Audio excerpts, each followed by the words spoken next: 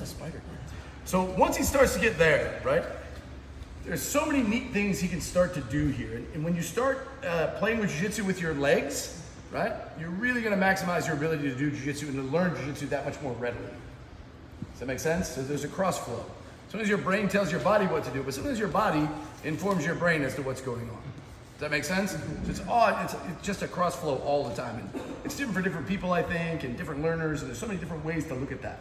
But it's not just necessarily his brain telling his body what's going on. His body's also alerting his brain as to what's going on. And I'm extended, right? So we're always in search of inside kind of hooks. Now, as much as I could, if the person's wearing a shirt, a wrist, whatever, I would grab that. Yep, because the grip is super strong, super duper strong.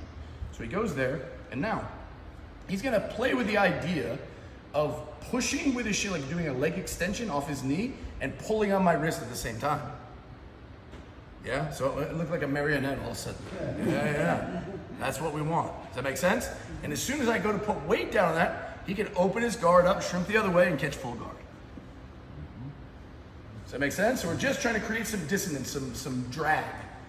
We can create that drag and get a false resistance, then he can square his hips right up and start to attack, guard attacks, triangles, and whatever. Make sense? But all off the same platform. Again, if I'm getting ahead of you, if you haven't done that much grappling, you don't feel, just stay with the first portion. The real value is in the first portion anyways, right?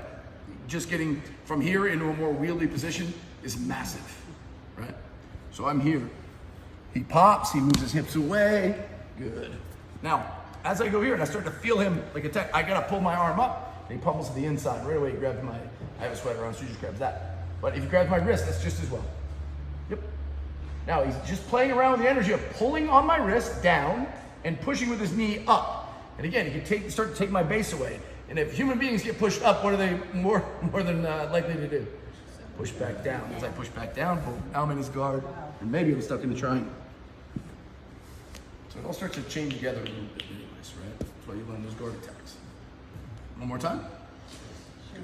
So you have some fun with this. So again, chalk outline, right? It'd be like a goldfish. Like, never do that, but do it every time. Like, a fucking terrible rule.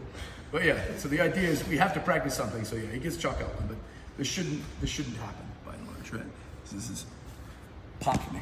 Bingo. Wonderful. Yeah, makes space, gets his spine kind of away from mine, pummels the leg inside, and now kind of marionettes me.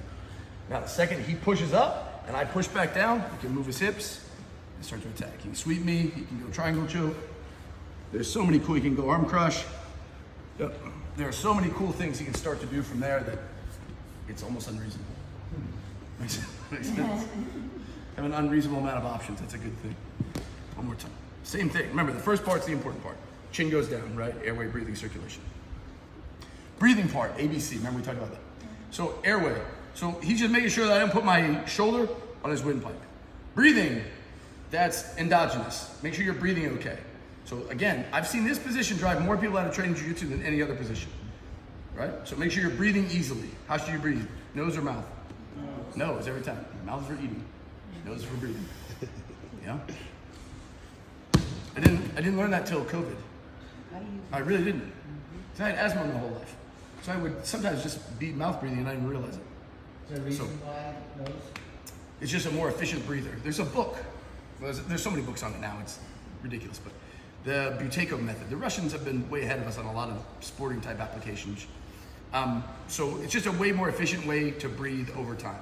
Anyways, I'm worried the details. But always through my nose, right? So he's always, so the A, so airway, chin is down. B, breathing, that's on him. He's gotta make sure he's breathing through his nose and his mouth is closed. Circulation, that just means that I don't pass this arm and cut off his circulation to his head. Yeah, so those are our ABCs. So again, he moves out, perfect. Starts to replace it, pushes away, pummels to the inside, marionettes me. He gives deliberate pressure, I give it back. He goes back in full guard. Now my arms are redundant. So it goes full circle. We good on that? A long while getting there, wasn't it?